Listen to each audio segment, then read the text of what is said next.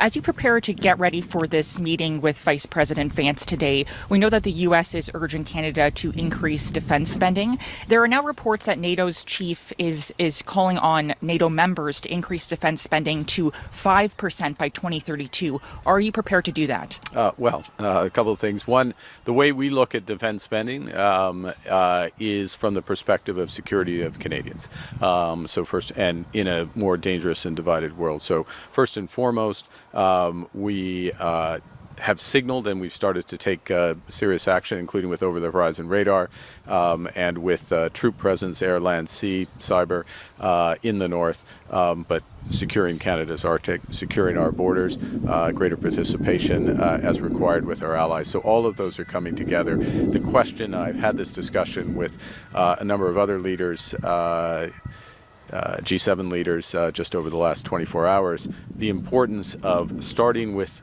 the outcome, what are we getting, and then working backwards to what it costs, not starting with a number or a percentage that is a cost and then try to figure out how to spend it. That's the exact opposite way of how things should be done. So that's why it's important to have these intensive discussions that we are having with allies, G7 allies, European allies, the Americans, the Australians, and others, so that we're specifying how to get things done, how to accomplish greater security for Canadians.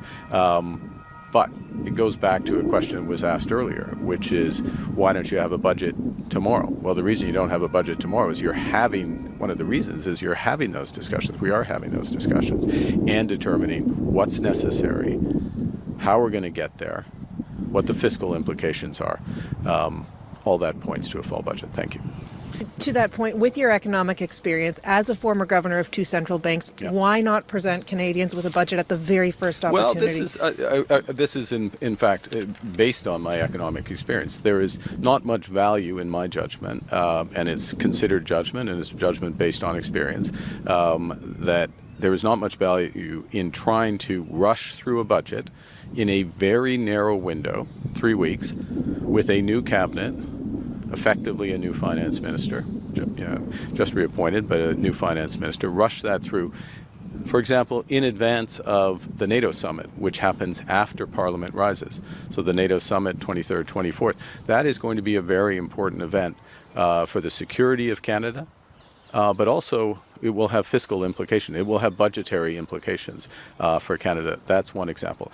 To have a budget before we substantially advance further our discussions with the Americans with respect to our economic partnership, to have greater clarity around that. I'm not saying we'll have perfect clarity, but to have greater clarity around that. Again, that's another factor. A third factor, one of the things that we emphasized and are working on from the start of this new mandate is improving the efficiency of government spending, looking where we can reduce costs at all possible, and improving the productivity of the public sector.